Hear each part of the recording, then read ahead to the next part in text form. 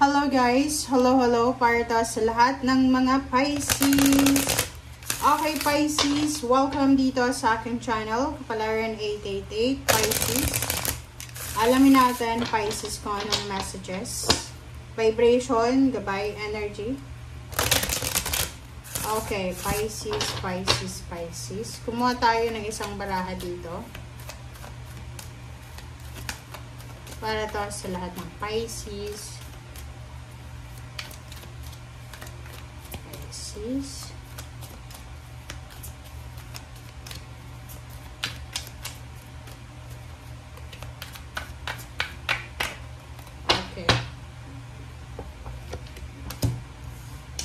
Okay, ganun pa rin. Bakit ganun, Pisces? Hindi ka nilulubayan ng mga tao sa paligid mo. Okay, Pisces. This is pagtatraidor, backstabbing. Bakit na naman? Okay, so, kumuha nga tayo ng isa pang baraha. It's number 43-7. Sinasabi ng baraha sa'yo, Pisces, na mag-iingat ka. You need to be careful sa mga taong nakakasalamuha mo, sa mga taong kadil mo, katrabaho, ka-business partner, kapamilya, or kung sino man ito na pinagkakatiwalaan mo dahil posibleng ikaw ay tatraidorin. Bakit ganun? Ba't inuulit yung mga baraha nyo for messages? Kailangan nyo ba talaga na marinig ulit? Para siyang ano eh. Diba? Fatality. Parang sinasabi sa'yo dito na mag-iingat kayo, Pisces. Okay? You need to be very careful sa kung ano man yan na relationship or kung ano man yan na maybe buntis ka na or parang sinasabi ng baraha, huwag kang magpapabuntis. Okay, so in terms of relationship, maybe ganon yung energy na to. Kung may kakilala ka sa ngayon, parang dating period kayo, huwag kang masyadong magtitiwala agad-agad, lalo kung babae ka kasi baka mabuntis ka or baka matrader ka, 'di ba? Lokohin ka and mauwi ka sa tower. Yung tower is yun 77 plus 2, 'di ba? Sinasabi ng baraha diyan sa iyo na mag-iingat ka, Pisces, sa kung ano man 'yan na sinasabi ng baraha. In general naman 'yan eh. Basta sa lahat, it's either relationship, trabaho, negosyo, mag-iingat kayo, Pisces. Okay, napaka-importante yung pag-iingat. Sa panahon ngayon, kailangan mong maging careful sa paligid mo, sa mga taong pinagkakatiwalaan mo. Or huwag masyadong magtitiwala. Alright, so, yun. Ganun na naman, no? Number 8, false person. So, this is confirmation na naman. Kaloka, bakit ganon? Magnanakaw. Nakakaloka. Bakit ganun yung mga energy mo? Several weeks na tayong ganun. Mapera ka ba? Tingnan mo, parang ikaw to eh. Pwedeng babae kang Pisces or lalaki, walang gender. Maybe you're privileged. Maybe may trabaho ka, maganda yung takbo ng business mo, maganda yung sweldo mo, maganda yung flow ng money. Maybe senior citizen ka na, retired ka na, so wala ka ng paggagastusan. Sobra-sobra na yung perang pumapasok sa bank account mo, parang ganon. Ang nakikita ko sa'yo dito na posibleng mayroong nag-i-stalk sa'yo. Maybe sa iyong Facebook account or sa YouTube. Like for example, kung may platform ka na ginagawa, like nag-YouTube ka, nagre-reels ka, yung taong naiinggit sa'yo, yung tao talaga na gigil siya sa'yo. Okay? Kung makikita mo dito, gigil yung mga taong yan sa'yo. Wala silang communication sa'yo, but updated sila sa mga nangyayari sa'yo because of your posting. 'Di ba? Sa mga post mo. So, nakikita ko sa'yo dito na yun, double confirmation ang pagtatraidor and false person. So, mag-iingat ka kasi mapa-relationship, trabaho, negosyo, or kung ano pa man yan.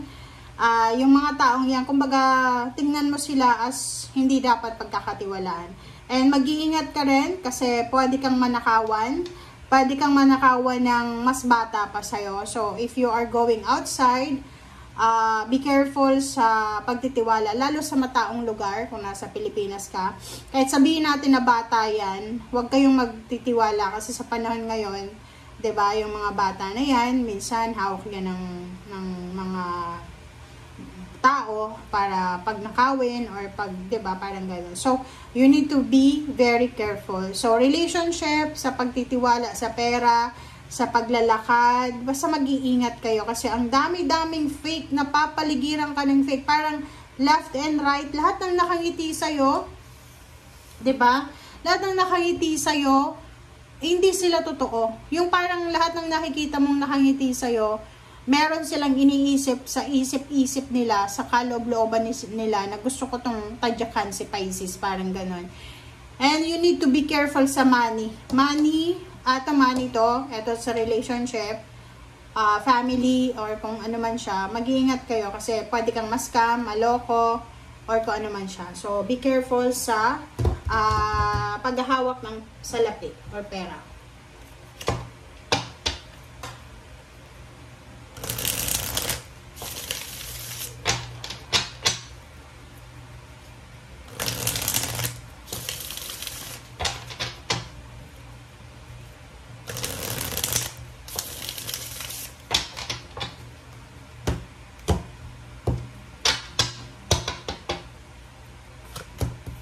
Okay, Justice. 3 of Pentacles, 5 of Swords. Okay, 2 of Cups, Ace of Pentacles, and 8 of Wands. Okay. So, kung makikita mo dyan, Pisces, Justice, Libra energy. Kumbaga, inulit niya lang yung message sa'yo ng baraha for several times na reading natin. 11, Libra energy, sinasabi na may, kumbaga, may justice. Kumbaga, okay, makinig ka ha. Pwedeng yung iba hindi maniniwala, but yung barahan na to nagsasabi sa'yo na lahat ng tao, Pisces, na nag-isip sa'yo ng masama, trinidor ka, pinagbabalakan kang traidorin, lahat ng yan ay ibabalik yung karma para sa kanila. Maniwala ka. This justice is super powerful siya sa ngayon eh. Alam mo kung bakit? Kasi every time na nagre-read tayo, i-review nyo lahat ng reading mo, mayroong justice. Na parang sinasabi, okay lang, i-backstab ka, okay lang na traidorin ka, okay lang gumuho yung mundo mo, okay lang umiyak ka, okay lang scam ka, but don't worry kasi bahala na ang karma na magbalik sa'yo nang nawala sa'yo. Parang ganon. Nakikita natin dito yung contract signing. Contract signing because of business. Parang mayroon ditong collaboration and partnership sa business. So, may mga contract signing, karmic contract. Meron ding ikakasal. So, mayroong ikakasal. Meron din ditong basta maraming partnership sa relationship, pakikipagkaibigan, partnership sa pera, pagpipirma ng bagong trabaho. So, if you are, for example, nag-a-apply ka ng trabaho, so, isang mabilis, napakabilis, malakidlat na good news siya about money, about work, job offer, na, nandito yung 5 of Swords. Yung 5 of Swords is parang, pakiramdam mo, ang trabahong ito ay hindi para sa'yo, but, this is destiny. Kumbaga, naka-destiny yan na kailangan mong tanggapin. So, isang napakabilis na job offer, job opening, isang napakabilis na portal ang magbubukas para sa iyo, Pisces, in terms of money, na pwedeng magdala sa iyo ng justice. So, justice is manifestation. So, lahat ng, parang sinasabi, lahat ng sitwasyon ay papabor sa iyo, Pisces. And yun nga yung sabi ko sa iyo, in terms of relationship, maybe may binuntis na Pisces, iniwanan, trinidor, linoko, ninakawan, trinidor ng kapamilya, kakilala. But don't worry, kasi sinasabi sa'yo ng Justice card na ibabalik sa kanila kung ano yung nararapat na ginawa nila laban sa'yo. So, parang ang baraha mo na ito, since paulit-ulit siya, diba? Maybe naalala ko, maybe 4 times nang ganito yung messages. maybe nire-remind ka, Pisces, na hayaan mo na. Kumbaga, just let go the person, the situation, the events, the past. And hayaan mo na ang universe, ang karma na magbigay ng karapat-dapat na karma sa mga taong gumawa sa'yo ng masama. Okay? So, thank you guys for watching and see you again. Bye!